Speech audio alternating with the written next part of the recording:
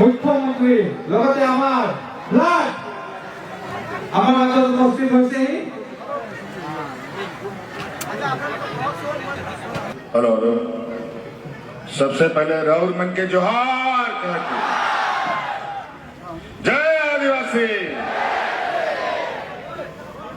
बहुत बहुत बहुत आभार प्रकट करता हूं।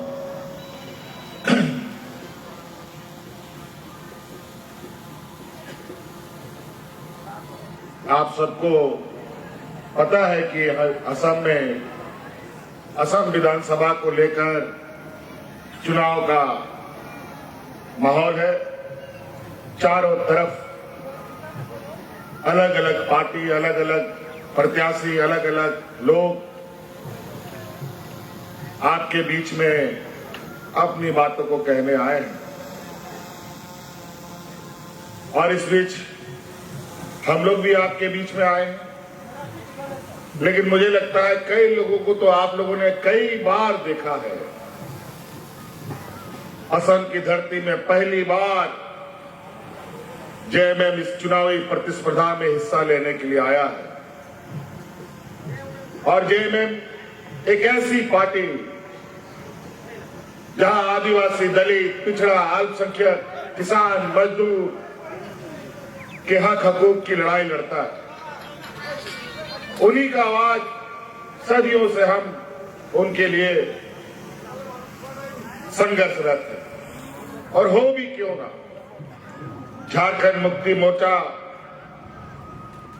का जन्म ही हुआ है आदिवासी, दलित, पिछड़ा, अल्पसंख्यक लोगों के हाथों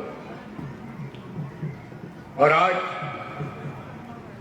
इन्हीं गरीब गुरुआ लोगों के ताकत से हम लोग इस देश में एक अलग राज बनाया और इन्हीं गरीब गुरुआ लोगों की ताकत से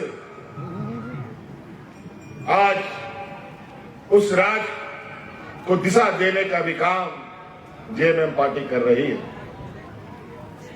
एक बार नहीं, दो बार इससे पहले भी छोटे मोटे समय में राज को दिशा देने का मौका हम लोगों को मिला था। अभी तो पूरी ताकत के साथ आदिवासी, दलित, अल्पसंख्यक, जितने भी किसान, मजदूर हैं, सब लोग एक साथ एक छत के नीचे रहते हैं और अपना हक अधिकार जिसके लिए उनका संघर्ष होता है, अब वो संघर्ष करने का जरूरत नहीं पड़ता। आज हक अधिकार उनके दरवाजे में पहुंचता है।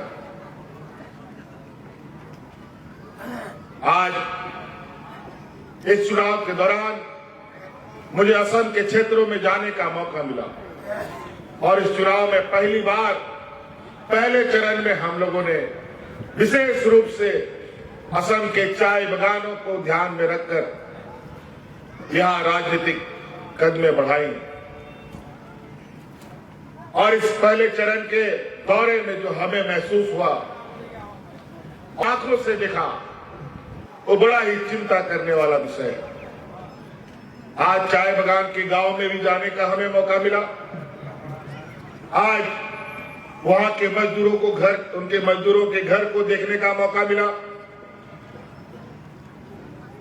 उनके बीच उनकी बातों को भी सुनने का मौका मिला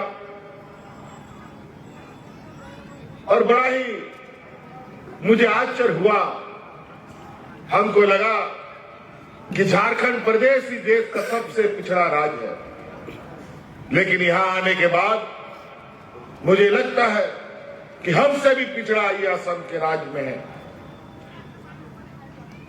जो शापित जीवन आप लोग जीने के लिए मजबूर है, निश्चित रूप से आज के इस युग में ये बहुत बड़ा चिंता का विषय है।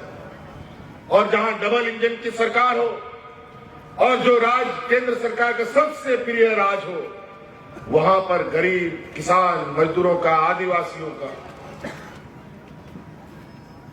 जो जीवन स्तर है वो इतना दयनीय है। साफ पानी पीने को नहीं, पक्का मकान नहीं, कोई व्यवस्था उनके लिए नहीं, बिजली नहीं, पानी नहीं, स्कूल नहीं, सड़क नहीं, सब भगवान भरोसे।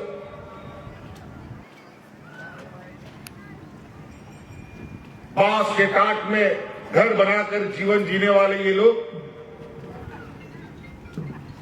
अपना हड्डी तक जला दिया इस चाय बागान में। पीढ़ी दर पीढ़ी लोगों का इस चाय बागान में खत्म हो गया। बड़ा ही विचित्र। और तो और जो हमें जानकारी मिली कि यहां चाय बागानों के मजदूरों को 250 रुपया, 70 रुपया मजदूरी मिलता है। ये तो और भी बहुत ही, जितना भी कहा जाए इस मजदूरी का, 270 रुपये मजदूरी कहीं नहीं मिलता। इस देश में कोई राज्य 250 रुपया मजदूरी नहीं देता। कम से कम 500 टका तो मजदूरी मिलना ही मिलना, कहीं भी जाओ। 2 घंटा काम करो या 8 घंटा काम करो, 500 टका तो लेगा ही लेगा मजदूर, आज या 250 अगर 250 रुपया महीना का जोड़ते हैं तो 7-7.5 रुपया होता है, 7-7.5 रुपया होता है। इस 7.5 रुपये में आप तो जी कैसे रहे, हमको भी बड़ा आश्चर्य हो रहा है। 250 रुपया में अगर आप बाजार से जहर भी खरीदोगे ना, वो इतना घटिया क्वालिटी का जहर आएगा, लोग जहर खा के ना मर पाइएगा ना जी पाइएगा।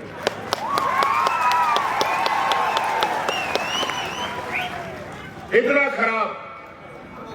इसका मतलब यहां की सरकारों ने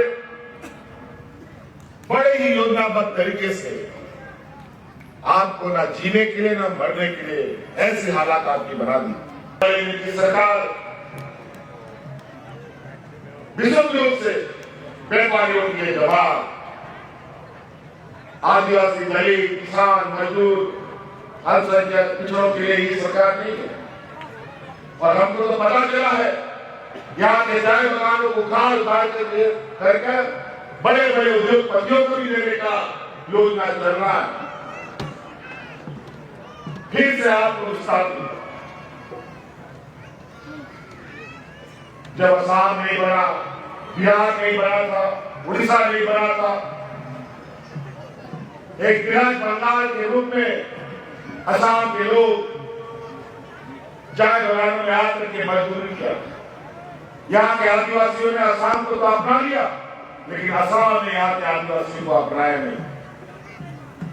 शायद यहाँ के लोगों ने, राजनीतिक दलों ने आपका राजनीतिक दुरुपयोग करना बखूबी से किया।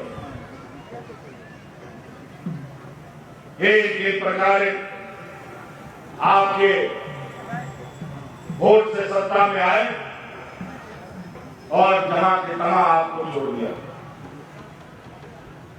अलग अलग खबरों के माध्यम से असम की जानकारी हमें प्राप्त होती थी, लेकिन इतना खराब था ये मैंने कभी नहीं सोचा। आज यहां आने के बाद ये महसूस हुआ।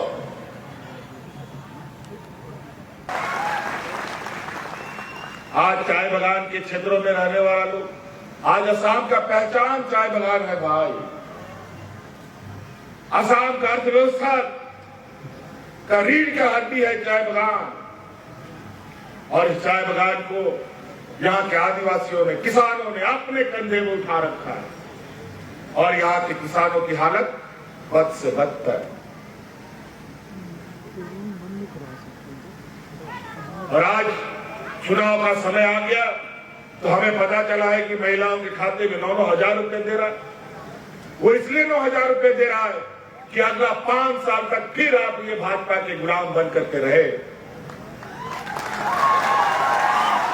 हमें बताओ, 9,000 टका में क्या होगा? 5 साल चलेगा क्या?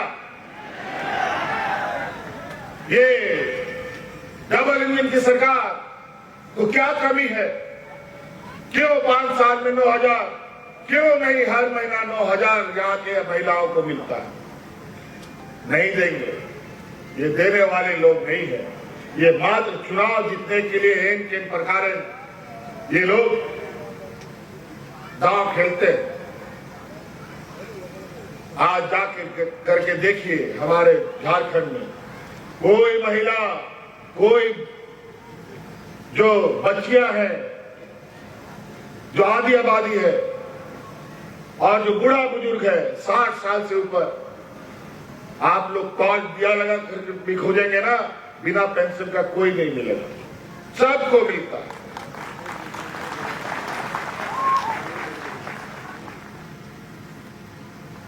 आज सदियों से आप लोग यहां बसे।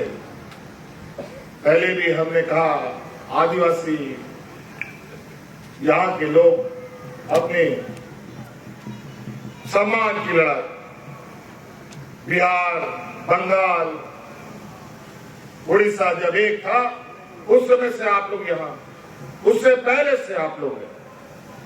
लेकिन बंगाल का आदिवासी आदिवासी, बिहार का आदिवासी आदिवासी, उड़ीसा का यही लोग आदिवासी आदिवासी, और यहां का आदिवासी आदिवासी नहीं। क्यों? क्योंकि हमारा आदिवासी लोग बेचारा पढ़ा लिखा नहीं। कौन कागज पत्तर में किसको जोड़ रहा है, किसको डिलीट कर रहा है, पता नहीं चलता। जब सब कुछ डूब जाता है तब पता चलता है। फिर लड़ो करो मरो, यही होता है और यही हुआ भी है।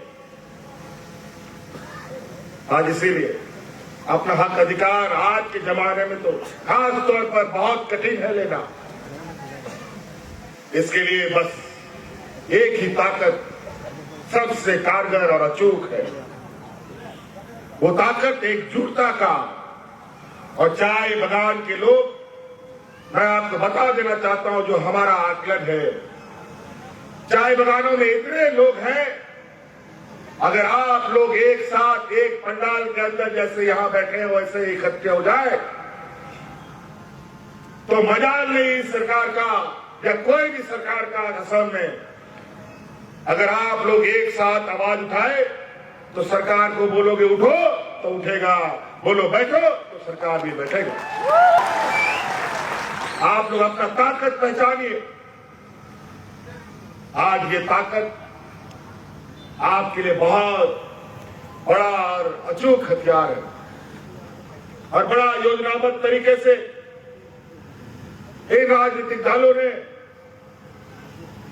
आपको अलग अलग बांट कर रखा है।